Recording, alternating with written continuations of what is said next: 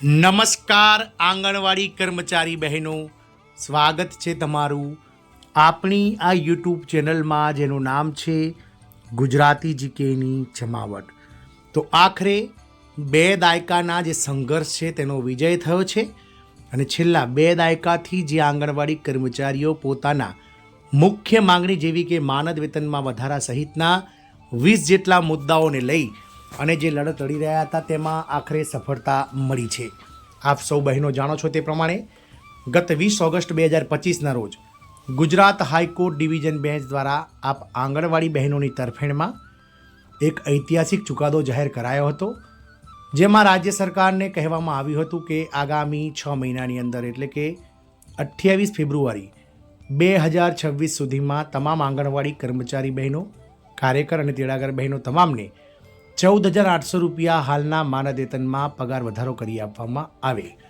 આ બાબતને લઈ અને રાજ્ય સરકારમાં આ બાબત જે છે તે મિત્રો હાલમાં વિચારણા હેઠળ હતી અને હવે રાજ્ય સરકારે જાહેર કર્યું છે કે આગામી 1 જાન્યુઆરી 2026થી તમામ આંગણવાડી કર્મચારી બહેનોના પગારમાં વધારો કરવા સરકાર જઈ રહી છે.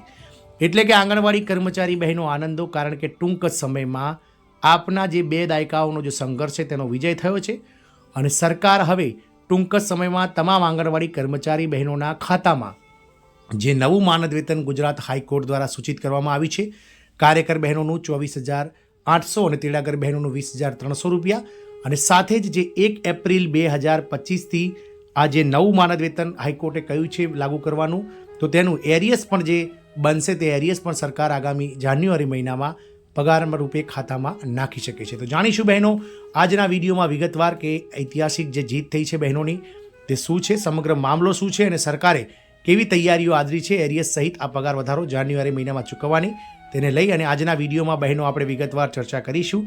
તો આજનો જે વિડીયો છે તે થોડો લાંબો બનવા જઈ રહ્યો છે, પરંતુ આ બહેનો જે છે તે ધૈર્ય સાથે ધીરજ સાથે વિડીયો જોશો, જેથી કરીને તમને સંપૂર્ણ માહિતી આ 1 જાન્યુઆરી 2025થી ખાતામાં 26થી કઈ રીતે ખાતામાં પગાર આવશે, એરિયસ સરકાર કઈ રીતે ચૂકવશે, તમામ બાબતોની માહિતી મળી રહે. તો વિડીયોના અંત સુધી આપ બન્યા રહો. જો ચેનલમાં આપ બહેનોનો નવા સબસ્ક્રાઈબર હોય તો અમારી ચેનલને સબસ્ક્રાઈબ કરી લેશો, જેથી કરીને ચેનલ પર મૂકવામાં આવતા આવા પગાર વધારાના સમાચાર ન્યૂઝ રૂપે વિડીયો રૂપે તમને સરળતાથી ઉપલબ્ધ થઈ જાય.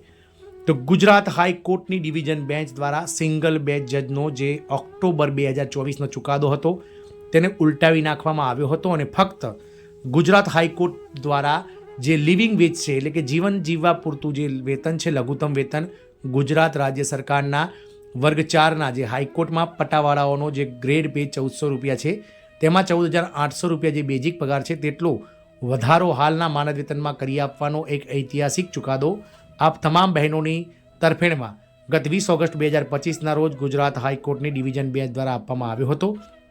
અને આ સિંહાચિહ્નરૂપ ચુકાદો જે આપવામાં આવ્યો હતો, આ ચુકાદાએ રાજ્યના લાખો આંગણવાડી બહેનોના પરિવારોમાં ખુશીની લહેર લાવી દીધી છે અને વર્ષોથી ચાલી રહેલી કાનૂની લડતનો સુખદ અંત આણ્યો છે.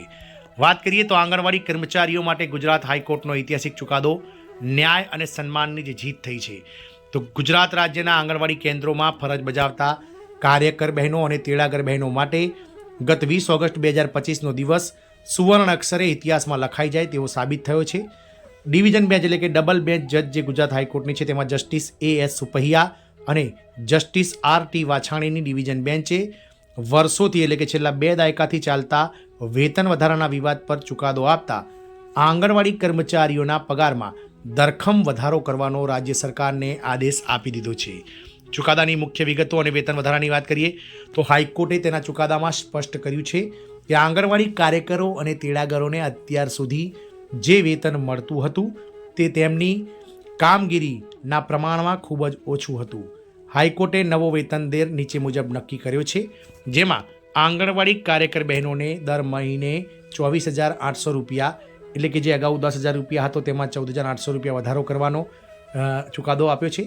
આંગણવાડી તેડાગર બહેનોનો જો પહેલાં 5,500 રૂપિયા હતો તેમાં 14,800 રૂપિયા વધારીને 20,300 રૂપિયા કરવાનો ઐતિહાસિક ચુકાદો આપ્યો છે. કોર્ટે આ વધારો માત્ર ભવિષ્ય માટે જ નહીં, પરંતુ 1 એપ્રિલ 2025થી શરૂ થતું જે નવું નાણાકીય વર્ષ હતું ત્યાંથી એરિયસ સહિતની એટલે કે બાકી રકમ સાથે ચૂકવવા માટે પણ સરકારને આગામી 6 મહિનામાં એટલે કે 28 ફેબ્રુઆરી 2026 સુધીમાં સ્પષ્ટપણે આદેશ આપી દીધો છે. કોર્ટનો બીજો મહત્વનો જે કહી શકાય ચુકાદાનો જે સૌથી મહત્વનો જે બીજો સિદ્ધાંત હતો તે હતો લિવિંગ વેજ એટલે કે જીવન નિર્વાહ પૂરતું વેતન. તો આ ચુકાદાનું સૌથી મહત્વનું પાસું ભારતીય બંધારણની કલમ 21 એટલે કે જીવન જીવવાનો અધિકાર છે. હાઈકોર્ટે અવલોકન કર્યું કે ગુજરાતના આંગણવાડી બહેનો સગર્ભા મહિલાઓ હોય, ધાત્રી માતાઓ હોય અને બાળકોના સ્વાસ્થ્ય અને પોષણ તેમજ શિક્ષણની પાયાની જવાબદારી નિભાવે છે. આટલી મહત્વની જવાબદારી કરનારને ગૌરવપૂર્ણ જીવન જીવવા માટે પણ પૂરતું વેતન મળવું જોઈએ. કોર્ટે જણાવ્યું છે કે તેમને મળતું વેતન માત્ર લઘુત્તમ વેતન એટલે કે મિનિમમ વેજ જ નહીં પણ લિવિંગ વેજ હોવું જોઈએ, જેથી તેઓ ગૌરવ સાથે પોતાના પરિવારનું ભરણ પોષણ કરી શકે. જે ડિવિઝન બેન્ચ દ્વારા પોતાના ચુકાદામાં ત્રીજો મહત્વની બાબત કહેવામાં આવી હતી ભેદભાવનો અંત અને સમાનતા. સરકાર તરફથી અગાઉ એવી દલીલ કરવામાં આવતી હતી કે આંગણવાડી કાર્યકરો સ્વૈચ્છિક સેવા આપે છે અને તેઓ સરકારી કર્મચારી નથી. જો કે હાઈકોર્ટની ડિવિઝન બેન્ચે આ દલીલને નકારી કાઢી છે. હાઈકોર્ટે જણાવ્યું છે કે તેમની નિમણૂક પ્રક્રિયા, ફરજો અને કામના કલાકો જોતા તેમને માત્ર માનદ વેતન આપીને અન્યાય કરી શકાય નહીં. આ ચુકાદો સમાન કામ સમાન વેતનના સિદ્ધાંતને વધુ મજબૂત બનાવે છે. ચોથું મહત્વનો જે ચુકાદો છે હાઈકોર્ટનો તે છે સરકારને સૂચના અને અમલીકરણ. તો હાઈકોર્ટે 20 ઓગસ્ટ 2025ના રોજ રાજ્ય સરકારને આગામી 6 મહિનાની અંદર એટલે કે ફેબ્રુઆરી 2026 સુધીમાં આ ચુકાદોનો અમલ કરવા અને યોગ્ય નીતિ પોલિસી બનાવવા માટે નિર્દેશ આપ્યો છે. આ નીતિમાં કર્મચારીઓના વર્ગીકરણ, ભવિષ્યના પગાર ધોરણ અને અન્ય લાભોનો સમાવેશ કરવાનો રહેશે. કોર્ટે એ પણ સ્પષ્ટ કર્યું છે કે આ લાભ માત્ર કોર્ટમાં અરજી કરનાર બહેનોને જ નહીં પરંતુ હાલમાં ગુજરાત રાજ્યના મહિલા અને બાળ વિકાસ વિભાગના નેજા હેઠળ ICDS પ્રોજેક્ટમાં કામ કરનાર તમામ 1.10 લાખ કરતાં વધારે બહેનો એટલે કે કાર્યકર અને તેડાગર બહેનોને સમાન રીતે મળશે. પાંચમો મહત્વનો ચુકાદામાં જે સૌથી મહત્વની બાબત ટાંકવામાં આવી છે તે છે સામાજિક અને આર્થિક અસરો. તો ગુજરાતમાં લગભગ 1 લાખથી વધુ આંગણવાડી કર્મચારીઓ કાર્યરત છે. આ પગાર વધારાથી મહિલા સશક્તિકરણને વેગ મળશે, ગ્રામીણ અને શહેરી સ્તરે આર્થિક સ્થિરતા આવશે, આંગણવાડી સેવાઓની ગુણવત્તાઓમાં સુધારો થશે કારણ કે કર્મચારીઓ આર્થિક ચિંતા મુક્ત થઈને કામ કરી શકશે. તો ગુજરાત હાઈકોર્ટના ડિવિઝન બેન્ચના ચુકાદાને આધીન રાજ્ય સરકારે આંગણવાડી માનદ વેતનમાં 1 જાન્યુઆરી 2026થી હવે વધારો જાહેર કર્યો છે. તો ગુજરાત રાજ્યમાં મહિલા અને બાળ વિકાસ યોજનાના અમલમાં આંગણવાડી કાર્યકરો અને તેડાગરો મહત્વપૂર્ણ ભૂમિકા ભજવે છે. પોષણ હોય, બાળકોના પોષણ હોય, જે 0 થી 6 વર્ષના બાળકોના પોષણ, શિક્ષણ, આરોગ્ય અને સામાજિક જાગૃતિ જેવા અનેક ક્ષેત્રોમાં તેઓ સરકારની યોજનાઓને ગ્રામ્ય અને શહેરી સ્તરે સફળ બનાવે છે. તેમ છતાં લાંબા સમયથી આંગણવાડી બહેનોને મળતું માનદ વેતન તેમની હાલની કામગીરી અને જવાબદારીની સરખામણીમાં ખૂબ જ ઓછું હોવાનો મુદ્દો ચર્ચાનો વિષય રહ્યો છે. આ સંદર્ભમાં ગુજરાત હાઈકોર્ટના ડિવિઝન બેન્ચે આપેલા મહત્વપૂર્ણ ચુકાદા બાદ એટલે કે ઉપર મુજબ જે ચુકાદા બાદ રાજ્ય સરકારે આંગણવાડી કાર્યકરો અને તેડાગરોના માનદ વેતનમાં 1 જાન્યુઆરી 2026થી વધારો જાહેર કરવાનો મહત્વપૂર્ણ નિર્ણય લીધો છે. તો શું છે હાઈકોર્ટ ડિવિઝન બેન્ચનો ચુકાદો?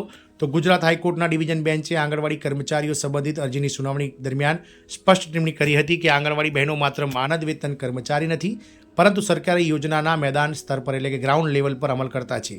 બાળ પોષણ હોય, માતૃત્વ આરોગ્ય હોય કે પછી 3 થી 6 વર્ષના બાળકનું પ્રાઇમરી એજ્યુકેશન એટલે કે પ્રી સ્કૂલ શિક્ષણ જેવી જવાબદારીઓ સતત અને નિયમિત સ્વરૂપની છે. લાંબા સમયથી સમાન કામગીરી છતાં માનદ વેતનમાં યોગ્ય વધારો ન થવો એ આ બહેનો માટે ખૂબ જ અસંગત છે. અદાલતે રાજ્ય સરકારને આ બાબતે નીતિગત અને વ્યવહારુ નિર્ણય લઈને આર્થિક સુધારો કરવા મહત્વનું સૂચન કર્યું છે.